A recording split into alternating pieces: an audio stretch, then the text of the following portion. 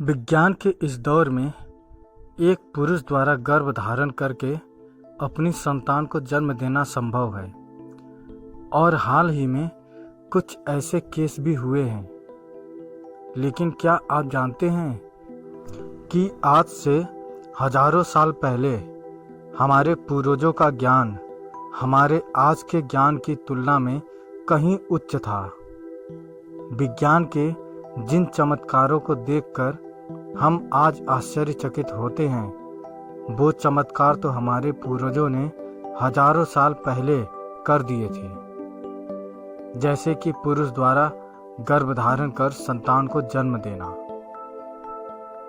आज हम आपको श्री राम के पूर्वज राजा युनाश्व की कहानी बताएंगे, जिन्होंने स्वयं गर्भ धारण करके अपनी संतान को जन्म दिया था, जो कि चक्रवर्ती सम्राट राजा मानधाता के नाम से प्रसिद्ध हुई।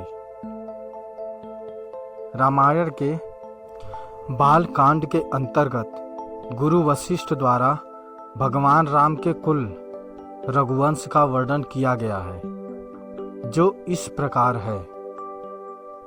ब्रह्मा जी के पुत्र मरीचि से कश्यप का जन्म हुआ। कश्यप के पुत्र थे व्युश्वान। व्युश्वान के पुत्र थे वैवस्व मुनि, जिनके 10 पुत्रों में से एक का नाम इक्ष्वाकु था। राजा इक्ष्वाकु ने अयोध्या को अपनी राजधानी बनाया और उन्होंने ही इक्ष्वाकु वंश को स्थापित किया। इसी वंश में राजा युनाश्व का जन्म हुआ, लेकिन उनका कोई पुत्र नहीं था। वंश की उत्पत्ति और पुत्र प्राप्ति की कामना लिए उन्होंने अपना सारा राजपाट त्याग कर वन में जाकर तपस्या करने का निश्चय किया। वन में अपने निवास के दौरान उनकी मुलाकात महर्षि भृगु के वंशज च्यवन ऋषि से हुई। च्यवन ऋषि ने राजा युनाश्व के लिए इष्टि यज्ञ करना आरंभ किया, ताकि राजा की संतान जन्म ले। यज्ञ के बाद च्यवन ऋषि ने एक मटके में अभिमंत्रित जल रखा, जिसका सेवन राजा की पत्नी को करना था, ताकि वह गर्भ धारण कर पाए। राजा युनाश्व की संतानोत्पत्ति के उद्देश्य से हुए यज्ञ में कई ऋषि मुनियों ने भाग लिया और यज्ञ के बाद सभी जन थकान की वजह से गहरी नींद में सो गए।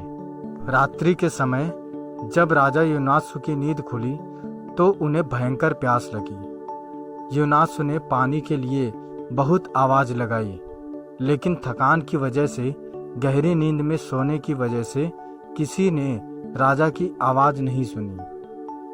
ऐसे में राजा स्वयं उठे और पानी की तलाश करने लगे। राजा युनाश्व को वह कलश दिखाई दिया जिसमें अभिमंत्रित जल था।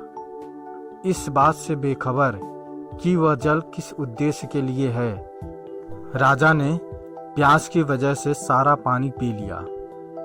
जब इस बात की खबर ऋषि च्यवन को लगी तो उन्होंने राजा से कहा कि उनकी संतान अब उन्हीं के गर्भ से जन्म लेगी। जब संतान के जन्म लेने का सही समय आया, तब दैवीय चिकित्सकों अश्विनी कुमारों ने राजा युनाश्व की कोख को चीरकर बच्चे को बाहर निकाला। बच्चे के जन्म के बाद यह समस्या उत्पन्न हुई कि बच्चा अपनी भूख कैसे मिटाएगा। सभी देवतागण वहां उपस्थित थे। इतने में इंद्रदेव ने उनसे कहा कि वह उस बच्चे के लिए मां की कमी पूरी करेंगे। इंद्र ने अपनी उंगली शिशु के मुंह में डाली, जिससे दूध निकल रहा था, और कहा, मम धाता, अर्थात मैं इसकी मां हूं। इसी वजह से उस शिशु का नाम ममधाता या मानधाता पड़ा। जैसे ही इंद्रदेव शिशु को अपनी अंगुली से दूध पिलाना शुरू किया, वह शिशु 13 बित्ता बढ़ गया। कहते हैं राजा मानधाता से सूर्य उदय से लेकर सूर्यास्त तक के राज्यों पर धर्मानुकूल शासन किया था।